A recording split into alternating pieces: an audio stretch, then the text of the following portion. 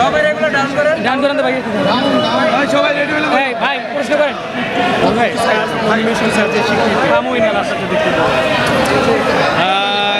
কাজ আমার সবসময় করতে ভালো লাগে, কাজের স্বীকৃতি পেতেও ভালো লাগে, আর নমিনেশন পাওয়া তো আরও আনন্দের। আজকে আমরা জানি যে আরিফিন রুমি ভাই অনেক সম্মাননা পেয়েছেন। আজকে নতুনভাবে আমরা হয়তো দেখবো আরও একটা সম্মাননা পেতে যাচ্ছেন। তো আজকের আয়োজন নিয়ে কিছু একটা বলেন।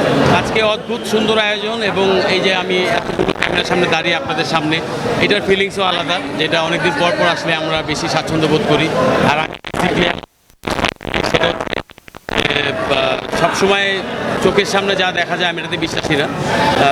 গুণ আসলে দেখার জিনিস না, গুণ ফিল করার জিনিস, এবং সেটা মাঝে মাঝে ফিল হয়, তাই আমরা মাঝে মাঝে করেছি ক্রিয়েটিভ বিজনেস লিমিটেড, এদেরকে নিয়ে আপনি কি বলতে চান? না, এই আয়োজন অবশ্যই ধন্যবাদ দিতে চাই আয়োজকদের। কারণ হচ্ছে আয়োজন না করলে, শুধু যদি আমরা ঘরে বসে গান করতাম আর শুধু দর্শকরা ভক্তরা শুনতেন, তাহলে কারোটাকে কোনো খবর থাকতো না। স্বীকৃতি আসলে আপনারাই দিয়ে থাকেন। Thank you. না, কাজ কম না, কারণ হচ্ছে আপনি প্যান্ডামিকের পরে আমরা জানি যে এমন কিছু কমিউনিটি করা হয়েছে যেখানে আর্টিস্টদের ইনকাম হচ্ছে না, তারপর লিরিসিস্টরা সব একটা সংগঠন করেছে, মিউজিক ডিরেক্টর একসাথে হয়েছে। আমরা সবাই জানি প্যান্ডামিকের সময় আমাদের সমস্যা ছিল। সো তারপরে তো নিশ্চয়ই ওরকম কোনো কাজ আসে নাই। আর যদি বছরে 4টা-5টা ছবি আসে, নিশ্চয়ই পারাপারি করে আসলে কাজ করার কিছু নাই। যদি 4টা ছবি হয়, 4টা ছবিতে 4জন মিউজিক ডিরেক্টর হবে, রাইট? সো নিশ্চয়ই আমি 4জনের বেস্ট নাই।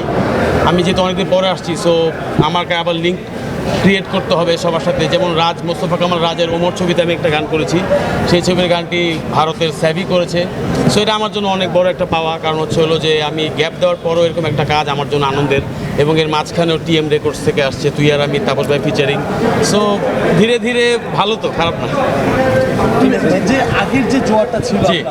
এই জোয়ারটা কি এখন পাচ্ছেন মনে হচ্ছে? এখন দেখেন, সচিন টেন্ডুলকার যেই ব্যাটিং করে, তারপরে কি আর ব্যাটসম্যান আসে নাই? বিরাট কোহলিও আসছে। তার মানে সচিন কিন্তু এখন টিমে নাই, কিন্তু সচিনের ব্যাটিং সচিন ভুলেও নাই। কিন্তু সিঙ্গারদেরই একটা অপরচুনিটি থাকে, যেটা হিরোইনেরও থাকে না, প্লেয়ারদেরও থাকে না, যে তারা 80-90 বছর হলেও গান গাইতে পারে।